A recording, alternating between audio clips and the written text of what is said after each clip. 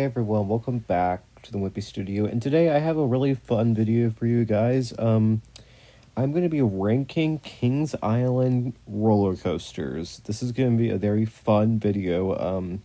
I've been wanting to do it for a while, and here I am, finally doing it. For those of you who don't know where Kings Island is at, it is in Mason, Ohio. I live somewhat close to it.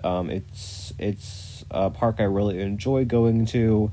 I've been there a lot. I have a season pass there actually, so I thought why not record a video with me ranking the 11 coasters that they have. I just thought it would be fitting. So if you have been to Kings Island or have, really if you haven't been, you probably won't really know any, or have ridden any of these coasters obviously, but you can comment down below what theme parks you like to go to. I'm just curious. Okay, so let's start out with number 11. We have Adventure Express. This is a wooden coaster.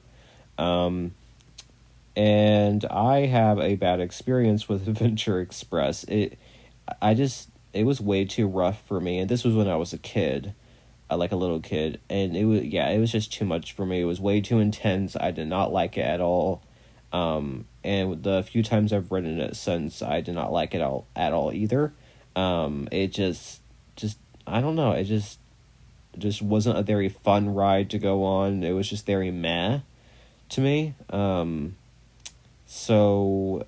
it is, they do say that Adventure Express is a good starter coaster, and I mean I could get that. It's just I don't know. I just don't really like it that much.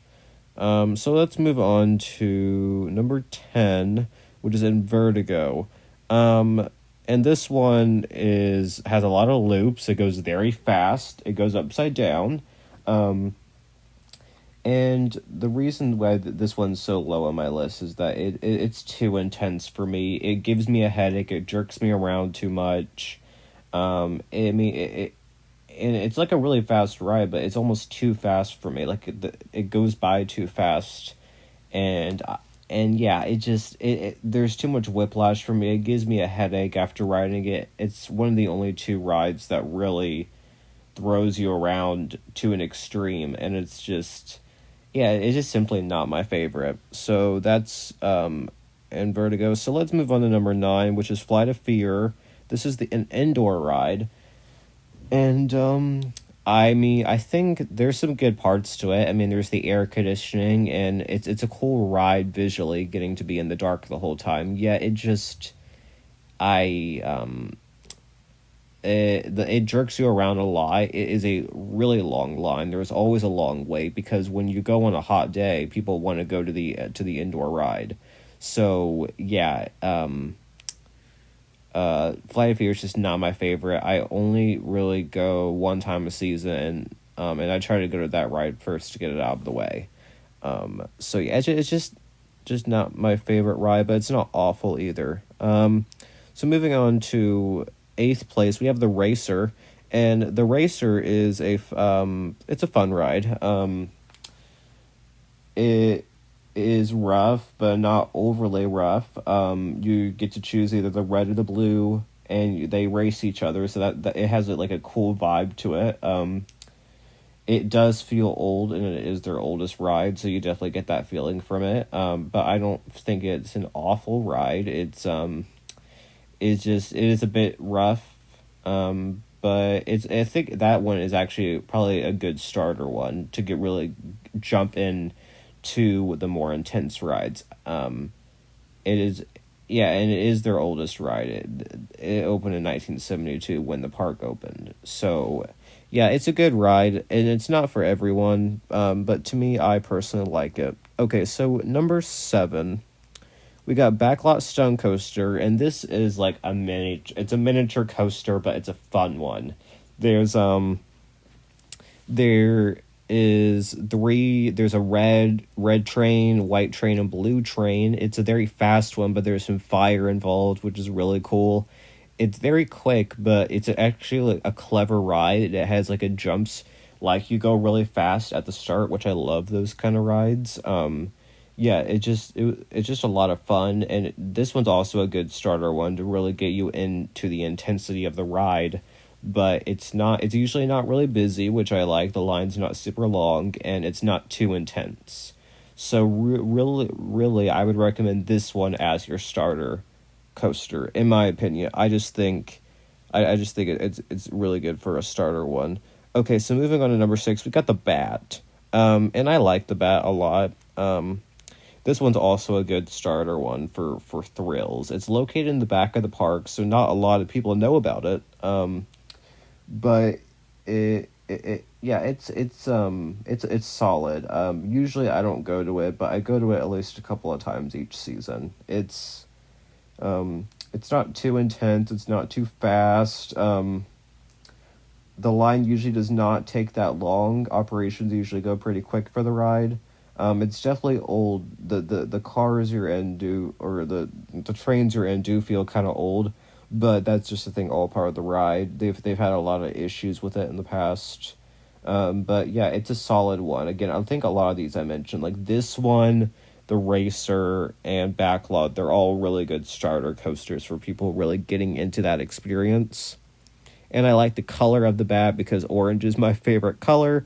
So that is a little bit biased, but yeah, it's fine. It's fine. Okay, so moving on to number 5, we have Mystic Timbers. This is their newest wooden one. It's a fun ride, not as intense as the Beast, but I think it's a good late into that if when you're working with intensity. I really like that ending part where you get to guess what's in the shed. That's a really cool feature. The music in that one is really great. It's one of the only ones open for Winterfest. The main downside is that the line takes forever. It feels like that one especially, like it's just such a long line. It feels like operations just seem very slow for that ride in particular, and that is the reason why it's number 5. But overall, it's a solid ride, and again, not as intense as the Beast. So moving on to number 4, we have good old Banshee. And they say Banshee's a good starter one, but really, it does go upside down. So if you are trying to get into the upside down coaster vibe and all of that, then of course it is a good one, because not many of them go upside down. To be honest, I've kind of found it to be a tad bit rough. It's gotten over the years, but that's just me. It's a fun ride. It's really smooth for the most part. It used to be smoother, but lines go really quick for the ride because they really, operations just are really fast for Banshee, and I do appreciate that. There's almost never a long line for it, and even if there is, you only wait like 15 minutes max, which is really nice. And yeah, it does go upside down, so that's not your thing. Of course, I do not recommend this ride for you, but it is a good one. So moving on to number 3, we got Orion. This is their newest ride. I like the color of it. Of course, I like that lighter blue. Usually, this one's not too long of a wait either. But to be honest, I don't think it's like the best ride in the park. I think there's nothing too special about it except it goes really fast. It's Whiplash. It's a really fast ride, which is a lot of fun. At nighttime especially, it's a super fun ride. And front row, it's awesome. And yeah, they have all those record-breaking numbers, which is why it gets so high on my list. It's not my favorite. I don't think there's anything too creative about the ride. But I don't hate it either, and it's a really fun ride. It's at the top of it's definitely in your top 3 for most intense, like in a good way, so not in Vertigo.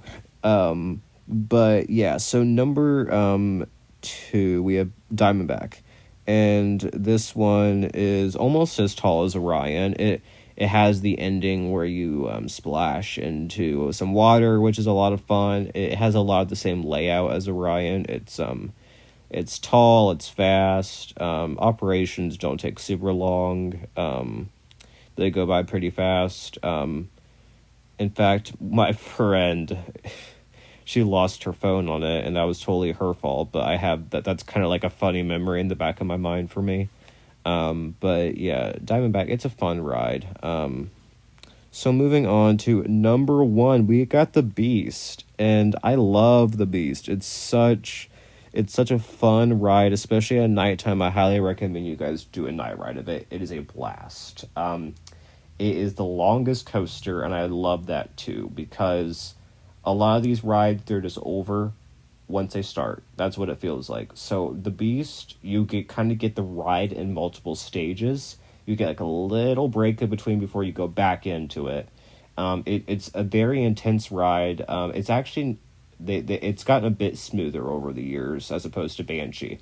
So I do appreciate that. They do a lot of work on it because it is one of their most popular rides. It's their second oldest ride that is still there too, out of the coasters. So, and yeah, it's I'm pretty sure Rose 17 is the best for smoothest, at least. That's just my opinion, what I found out personally. So yeah, comment down below what you guys think of these rides. If you've been to Kings Island, comment down below what your favorite ride is or what your ranking would be. If you're in the area of Mason, Ohio, which is near Cincinnati, I highly recommend you check the park out. They also have a water park. And I'm going to be going there in May, and I'm really looking forward to that. So, and if you like theme parks or I'm just curious, what theme park do you go to? I would just like to know, do you like amusement parks? Do you like roller coasters? I love amusement parks and I love roller coasters. I am one of the biggest roller coaster fans you will meet. I can't say I am like an expert on all the facts and everything, but I just love them for what they are. I've been able to get over my fear of heights with riding them, which has been awesome, and now I don't have much of a fear anymore. So thank you to roller coasters for helping me conquer that, because they are just so much fun. So yeah, thanks so much for watching my studio. Like, comment, and subscribe, and bye everyone.